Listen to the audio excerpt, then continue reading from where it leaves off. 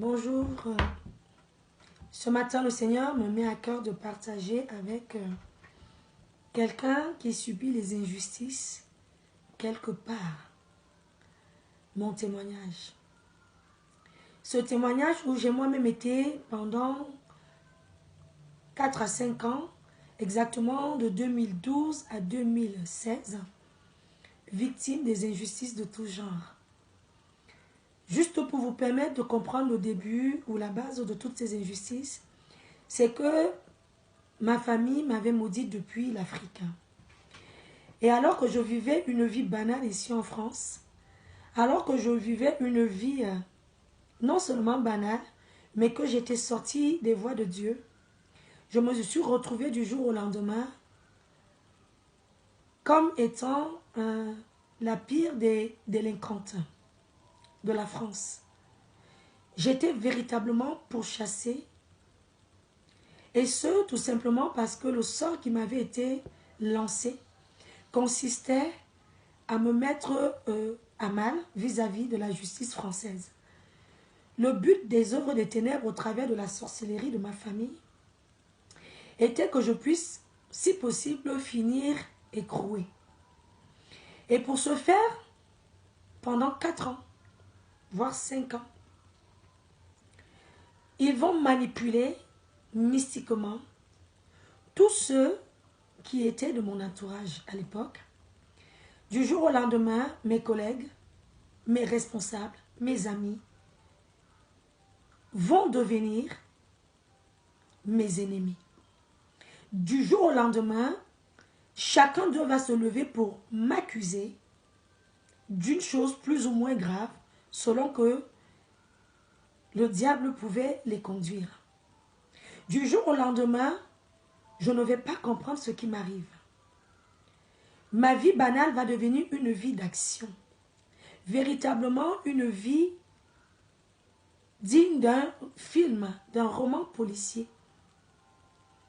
On va écrire, mes ennemis vont écrire, ou du moins, les instruments que le diable va avoir entre ses mains, toutes ces femmes et tous ces hommes, vont se mettre à écrire au procureur de la justice française contre moi, vont inventer des choses de tout genre.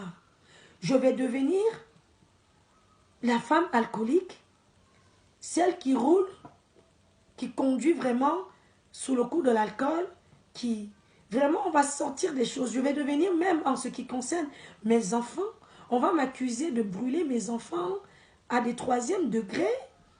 Ils ne vont pas hésiter même à faire des, je ne sais pas, avec des amis ou des collègues ou infirmiers, à dresser contre moi des ordonnances, des dossiers médicaux, prouvant que, enfin, tendant à prouver que je maltraite mes enfants et que je les brûle. Parce que nous connaissons en France la loi française.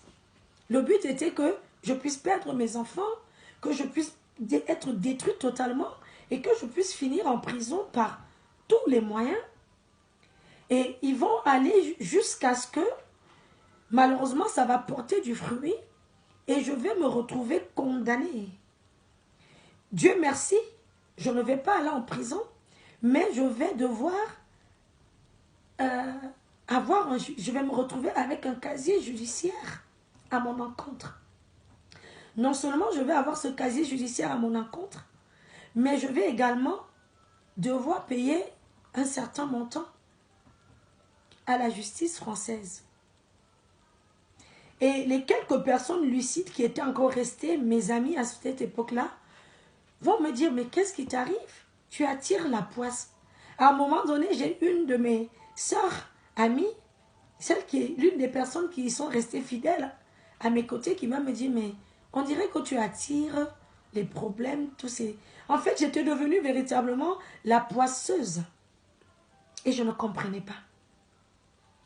Et pendant 5 ans, je vais me battre contre toutes ces injustices, ne comprenant pas que la base de tout ce qui m'arrivait du jour au lendemain était la sorcellerie, la malédiction, les sorts qui avaient été lancés contre moi. Je vais aller, ma vie va devenir un véritable calvaire. Je n'aurai plus de repos. Parce que c'est toutes les semaines que je vais être convoquée. Cette histoire, une histoire se terminait, une autre commençait. Une histoire se terminait, une autre commençait. Donc j'enchaînais et quelquefois ce n'était même pas le même bureau de police, le même poste de gendarmerie où j'étais convoquée. Donc quelquefois, cela me nécessitait. Et je me souviens qu'à une époque, j'étais même enceinte, fatiguée par ma grossesse. Le diable n'en avait rien à faire. J'étais convoquée. Et alors que j'étais déjà en train de subir la fatigue de la grossesse, ce n'était pas le problème du sort qui m'avait été lancé.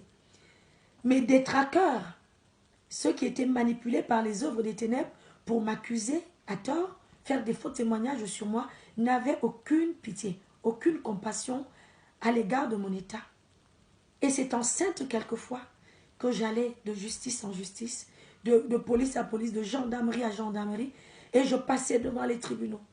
Et malheureusement, quels que soient les arguments que je pouvais avoir, quelles que soient les preuves que moi je pouvais apporter pour ma défense, quels que soient même les avocats que j'utilisais, d'ailleurs même les avocats que je prenais finissaient par être contre moi. Je perdais à tous les procès. Ils m'accusaient, ils portaient des faux témoignages contre moi, ils apportaient des fausses preuves contre moi, mais je ne pouvais en aucun cas réussir à un seul des procès. Et c'est comme ça que je vais être trimballée comme une vilaine malpropre. De ma petite vie banale, j'étais devenue une wanted. Mes enfants, véritablement, devaient subir le fait que la police devait venir frapper à la porte pour me récupérer, me chercher. Ou quand ce n'était pas la police qui venait, c'était les convocations à me rendre à la police, à la gendarmerie. Mon compagnon ne comprenait plus rien. Ça nous a véritablement détruit cette période-là. Et je luttais avec la chair pour essayer de me défendre. Et je ne vais pas vous mentir que cette histoire m'a permis de vivre. J'ai vécu personnellement ce que l'on peut voir dans les films policiers. Parce que pendant toutes ces convocations musclées que je subissais, les policiers eux-mêmes étaient contre moi. Ce que je pouvais dire n'avait aucun sens par rapport à ce que mes détraqueurs, eux, avaient dit. C'est tout ce que mes détraqueurs disaient qui était pris en compte. Parce que je n'avais aucun pouvoir. J'avais perdu tout pouvoir. Et je n'avais pas la couverture de Dieu sur ma vie. Parce que, étant retourné dans le monde. Et je vais subir comme dans les films, ce que moi j'ai souvent vu en tout cas dans certains films. Des prises de photos, des prises de vue de condamnés. Je suis prise en photo, je suis fichée, j'ai été fichée, oui, en France, alors que je n'avais rien fait. Mais simplement parce que le diable en avait décidé ainsi. Je vais rendre grâce à Dieu parce que 4-5 ans, cette histoire va durer. J'ai perdu, et le dernier procès de toutes les façons en 2016, si ma mémoire est bonne, c'est en avril 2016, je crois. Je vais perdre le dernier procès et je n'ai plus de force. D'ailleurs, même financièrement, je n'ai plus d'argent. Prendre les avocats et je vais laisser tomber. Je vais accepter de porter sur moi cette accusation, ce casier judiciaire et d'être fiché. Mais ce que Dieu va faire de merveilleux, c'est que justement en avril 2016, mon âme va soupirer après lui, comme une biche soupire après un cours d'eau. Et je vais à nouveau chercher à retourner dans les voies de Dieu. Et le Seigneur va permettre que ce soit chez moi, que naisse une église, une cellule de prière. Et c'est exactement en avril 2016 que le Seigneur se révèle à moi. Et qu'il va révéler que j'ai été maudite. Et que tout ce que je subissais comme injustice avait pour base la sorcellerie de ma famille. Et alors que nous sommes en avril 2016, le Seigneur va commencer à me dire qu'il va me restaurer. Qu'il va non seulement me restaurer, mais qu'il va me justifier. Et il va commencer à agir. Il va faire sauter. Oui. Parce que le châtiment qui pesait sur moi, Christ l'a effacé sur la croix de Golgotha. Et c'est comme ça qu'il va faire disparaître ce casier judiciaire qui portait mon nom et qui me donnait d'être fiché dans le registre français. Et suite à cela, très rapidement, en 2017, il va lui-même me demander de saisir la justice française. C'est moi qui avais pour habitude d'être convoqué, d'être accusé, d'être assigné par mes détraqueurs. Mais Dieu va me dire que c'est à moi maintenant de saisir la justice contre mes détraqueurs. Et dans sa fidélité, il va me montrer et me donner une faille. Ce qui serait la faille de mes ennemis. Il va me donner des stratégies. Et c'est lui-même qui va véritablement reprendre le contrôle de toutes choses. Puisqu'il va mettre sur mon chemin une avocate distinguée de toutes celles que j'avais eues auparavant. Son instrument, comme il l'appelle. Cette avocate va elle-même venir à moi, je ne vais pas la chercher. Dieu est véritablement bon. Et cette avocate, avec les stratégies que le Seigneur va me donner, nous allons assigner mes détraqueurs en justice. Et véritablement, pendant que eux, en 2016, avaient gagné le dernier procès et que je pensais que c'était terminé, continuaient d'essayer de m'assigner à nouveau, d'apporter de nouvelles accusations contre moi, ce que je ne savais pas. Par contre, Dieu qui avait déjà repris le contrôle de ma vie le voyait. Et il avait commencé à bloquer et à empêcher à toute leur convocation en justice contre moi d'aboutir. Parce que Dieu voulait véritablement que ce soit moi qui ai l'ascendant sur eux. Et ils vont être surpris parce que je vais les assigner en justice. Pour la première fois, c'est moi qui attaque et qui contre-attaque avec violence. Et lorsque nous allons arriver en justice, ils vont être étonnés. Et eux-mêmes, ne sachant pas ce qui se passe, vont confesser la seigneurie de Jésus. Ils vont clairement devant le juge dire, nous ne comprenons pas ce qui se passe. Nous avons essayé à nouveau de vous envoyer des plaintes contre madame. Nous avons essayé à nouveau de vous envoyer des dossiers contre madame. Mais le premier dossier a disparu. Le deuxième dossier, vous l'avez rejeté, vous nous avez demandé de le reprendre. Le troisième a été rejeté à nouveau. Et le quatrième a été accepté. Effectivement, le Seigneur avait permis que pour leur quatrième requête contre moi, cela soit accepté pour le mois de novembre 2017, convocation. Mais Dieu savait qu'il allait faire en sorte que moi, en septembre 2017, je les convoque et que ma demande soit prise et traitée avant leur demande au devant des juges. Et Dieu savait que c'était moi qui devais prendre le dessus. Et donc, c'est comme ça qu'on arrive à l'assignation que je fais d'eux. Et le Seigneur va manifester sa puissance. Au tribunal, vraiment, il y a une véritable déstabilisation du camp adverse. Alors que mes ennemis avaient pour habitude d'être dans la sérénité, ils vont perdre pied devant les juges. Il y en a un qui va véritablement s'agiter même devant les juges. Oui. Le Saint-Esprit de Dieu avait repris le contrôle de ma vie. Il me rappelait cette parole dans Romains 8:1. Il n'y a plus de condamnation pour ceux qui sont en Christ. Avant que je ne sois en Christ, j'étais condamnable. Les procès étaient toujours contre moi. Mais dès l'instant où j'étais revenu dans les voies de Dieu, même les convocations en justice étaient différentes. Je me souviens d'un épisode où un policier a eu l'erreur de me convoquer à nouveau. Mais quand j'étais devant lui, je ne sais pas ce qui s'est passé. J'ai pris le contrôle. En tout cas, l'Esprit de Dieu en moi a pris le contrôle et c'est moi qui dictais aux policiers la procédure, comment elle devait se passer. Quelque temps après, une nouvelle convocation est arrivée contre moi et les policiers sont arrivés jusqu'à moi. C'était pour me convoquer, mais quand ils sont arrivés à moi, ils m'ont fait croire qu'ils venaient convoquer mon mari. Et quand mon mari est arrivé, je lui dis, mais qu'est-ce que tu as fait encore? On en a marre de la justice. Cette fois-ci, c'est toi qui es convoqué. Et quand mon mari va arriver face aux policiers, les policiers vont lui dire, en réalité, ce n'est pas vous qu'on convoque, mais c'est votre femme. Seulement, depuis la dernière fois qu'on l'a reçue, il s'est passé quelque chose. On n'ose plus la convoquer.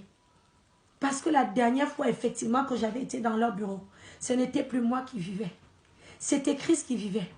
Et ce n'était plus la femme banale qui se taisait, qui se laissait éteindre par leur abus. J'avais véritablement été remplie de l'Esprit de Dieu. Et quand j'avais parlé à leurs collègues, eux qui étaient dans les bureaux d'à côté, il y a une véritable présence de Dieu. La crainte de Dieu avait saisi les cœurs. Et l'Esprit de Dieu leur avait fait comprendre qu'ils n'avaient plus jamais à me convoquer à cause des accusations fausses. Et c'est pourquoi, au lieu de me convoquer, c'est mon mari qui avait été convoqué à ma place. Bien-aimé, ce que je veux te dire par ce témoignage, ce que le Seigneur veut que je te dise par ce témoignage, c'est que si tu subis des injustices et que tu es perdant, c'est que quelque part, il y a une faille que tu laisses au diable. J'ai subi des injustices pendant 4-5 ans. Mais le jour où j'ai renoué avec mon Dieu, que je suis rentrée dans la véritable consécration, que j'ai décidé de suivre Jésus dans la lumière, dans la vérité, dans la crainte, dans l'humilité, la soumission et l'obéissance à toutes ses voies. Le diable et ses malédictions n'avaient plus aucun pouvoir sur ma vie. En justice, en 2017, j'ai eu la victoire pour la première fois après 5 ans de combat. Le Seigneur m'a donné la victoire sur mes ennemis. Vous savez que le diable n'aime pas s'avouer vaincu. Après qu'ils aient même perdu, ils étaient étonnés parce que c'était la première fois qu'eux perdaient en 5 ans. Ils n'ont pas voulu savoir vaincu. Et ils ont voulu, le mois qui suivait, à nouveau s'agiter, convoquer. Mais le Seigneur a bloqué tout. Et je peux vous garantir que depuis 2017 jusqu'à ce jour, plus aucune de leurs plaintes n'a abouti. En 2017, l'année dernière, je me souviens que ils sont venus même encore avec la police jusque devant chez moi. J'ai parlé à la police comme je ne pouvais pas parler à l'époque. Les policiers ont vu une femme qui était remplie d'assurance. Ils ont vu une personne qui connaissait son Dieu. La Bible nous dit dans le livre de Daniel que ceux qui connaissent, ceux du peuple qui connaîtront leur Dieu, agiront avec fermeté. Les policiers sont repartis. Il y a 1 an passé jour pour jour, c'était au mois d'août 2018, disant que parce que je refusais de me soumettre à eux, ils allaient me conduire, saisir le tribunal. Je leur ai dit, allez-y. Et depuis qu'ils sont partis, rien n'a abouti. Je sais que c'est mon Dieu qui désormais a fermé la porte des injustices dans ma vie. Il a fermé la porte des accusations, des faux témoignages dans ma vie. Il a fermé véritablement la porte. Oui, il n'y a plus de condamnation pour moi. Tout châtiment qui devait tomber sur moi est tombé sur Jésus. Et aujourd'hui, je peux vivre tranquillisé. Donc, je suis venue t'encourager, mon frère et ma soeur. Si tu passes par des injustices, on t'accuse de ce que tu n'as pas fait. On fait des témoignages contre toi. Ceux même que tu avais considérés comme des amis autour de toi sont du jour au lendemain devenus tes ennemis. Sache que quelque part, il y a un sort. Il y a une malédiction qui a été lancée contre toi. Et si elle agit contre ta vie aujourd'hui, c'est parce qu'il y a une porte ouverte. Je ne sais pas si tu es sorti des voies de Dieu comme moi à l'époque. Je ne sais pas si tu es dans le Seigneur, mais que tu ne vis pas conformément à la crainte que Dieu nous demande. Mais je sais une chose, c'est qu'il n'y a plus de condamnation pour toi. Alors à toi de faire ce qu'il faille faire pour que tout ce que le diable remue comme accusation, comme faux témoignage, comme mensonge contre toi. J'avais été accusé de maltraitance sur mes enfants. J'avais été accusé de choses véritablement abominables. Mais le Seigneur m'a justifié. En ce qui concerne mes enfants, alors qu'il voulait que l'État me les retire, l'État a été de mon côté. Voyant en plus comment mes enfants étaient bien portants. Le diable est véritablement méchant.